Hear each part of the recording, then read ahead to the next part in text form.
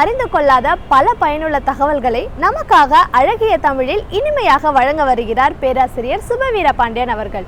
நிகழ்ச்சியில் அடுத்த பகுதியாக வரவிருப்பது ஒன்றை சொல் நன்றை சொல்.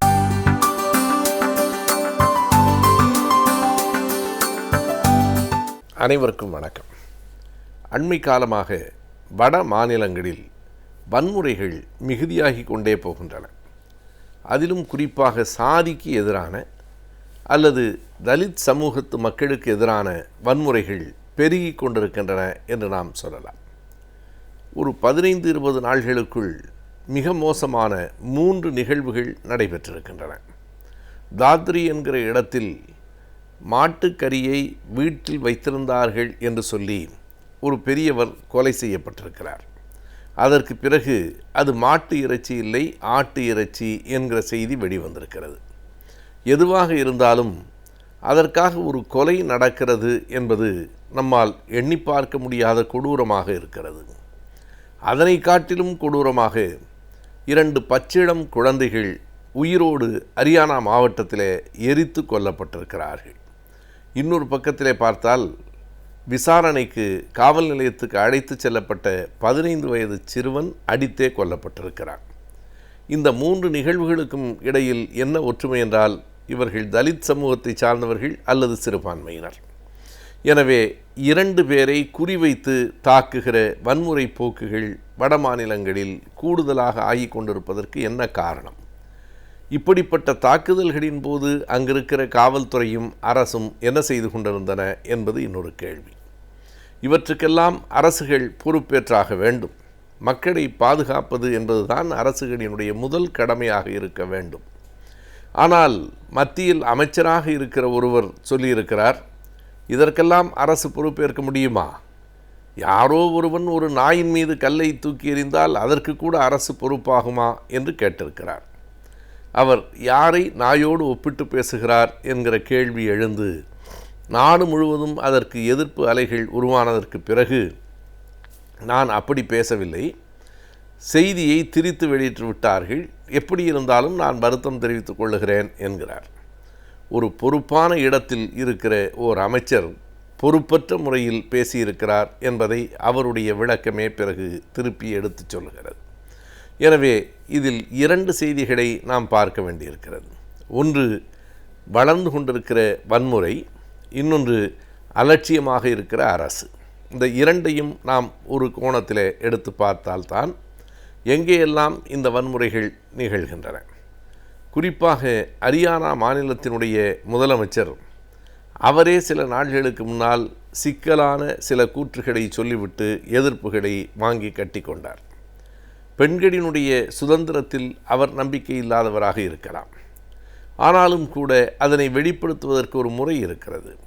ஒரு மாநிலத்தின் முதலமைச்சராக இருக்கிறவர் எவ்வளவு பொறுப்போடு பேச வேண்டும் என்பதை மறந்து யாராவது பெண்கள் உரிமை வேண்டும், சுதந்திரம் வேண்டும் என்று சொன்னால் அவர்கள் உடைகளை எல்லாம் களைந்துவிட்டு வீதியில் நடந்து போவது தானே என்று கேட்டிருக்கிறார். ஒரு முதலமைச்சரின் பார்வையில் பெண் சுதந்திரம் என்பது இதுதானா என்னும் கேள்வி எழுகிறது. மனோகர்லால் கத்தார் என்கிற அந்த ஹரியானா மாநிலத்தினுடைய அந்த முதலமைச்சர் 1977 ஆண்டிலிருந்து ஒரு அரசியல் கட்சியினுடைய முழுநேர பிரச்சாரகராக தன்னை ஆக்கி கொண்டு 80வது ஆண்டு தான் திருமணம் செய்து கொள்வதில்லை என்று முடிவெடுத்து இன்றைக்கு வரைக்கும் திருமணம் செய்து கொள்ளாமல் கட்சிக்காக பாடுபடுகிறவர் என்று அந்த கட்சியை சார்ந்தவர்கள் சொல்லுகிறார்கள். அவர் திருமணம் செய்து கொள்ளாமல் கட்சிக்காக பாடுபடலாம். ஆனால் பெண்களை இழிவுபடுத்தி பெண்கள் ஆடைகளை களைந்துவிட்டு நடந்து போகட்டும் என்று சொல்லுவதற்கு எந்த விதத்திலும் அவருக்கு உரிமை இல்லை. அவர் தன் வாழ்க்கையே தியாகம் செய்தவர் என்று அதற்கு சமாதானம் சொல்ல முடியாது. ஒருவேளை அப்படி திருமணம் செய்து கொள்ளாமல் இருந்த காரணத்தினால்தான் இப்படிப்பட்ட மனப்பிறழ்வு ஏற்பட்டிருக்கிறதோ என்றும் எண்ண வேண்டியிருக்கிறது. இதை அவருடைய வீட்டிலே இருக்கிற பெண்களும் அவருடைய கட்சியிலே இருக்கிற பெண்களும் எப்படி பார்க்கிறார்கள் என்பது ஒரு பக்கம். எனவே அப்படிப்பட்ட முதலமைச்சர் இருக்கிற அந்த மாநிலத்தில்தான் இப்படி குழந்தைகள் எரித்து கொல்லப்பட்டிருக்கிறார்கள். இன்றைக்கு அந்த குடும்பத்தை போய் அவர் சந்தித்து ஆறுதல் சொல்லியிருக்கிறார். ஆனால் ஒரு மாநிலத்தின் முதலமைச்சர் எப்படி நடந்து கொண்டிருக்க வேண்டும்? மத்தியில் இருக்கிற அரசு இவற்றை எப்படி கையாள வேண்டும்? எங்கு பார்த்தாலும் வன்முறைகள் பெருகி கொண்டிருக்கின்றன. வன்முறைக்கு ஆளாகிறவர்கள் எல்லோரும் அவர்களில் மிக பெரும்பான்மையானவர்கள் தலித் மக்களாக, தலித் சமூகத்தை சார்ந்தவர்களாக இருக்கிறார்கள். அது தாண்டி மீதம் இருக்கிறவர்கள் யார் என்று பார்த்தால் ஒரு மத சிறுபான்மையினராக, குறிப்பாக இஸ்லாமிய மக்களாக இருக்கிறார்கள். எனவே இவை இரண்டுக்கும் எது காரணம்? இவர்களை அடித்து நொறுக்குவது எது? உயிரோடு எரிப்பது எது என்று கேட்டால், ஒரு பக்கம் சாதிய வெறியும் இன்னொரு பக்கம் மத வெறியும் இணைந்து கொண்டிருக்கின்றன. இரண்டுக்கும் மிக நெருக்கமான தொடர்பு இருக்கிறது. சாதி என்பதே இந்து மதத்தின் உருவாக்கம்தான் என்பதை பலமுறை சான்றுகளோடு நிறுவியிருக்கிறோம். அதற்கான சான்றுகள் இன்றைக்கு எல்லா இடங்களிலும் சொல்லப்பட்டிருக்கின்றன.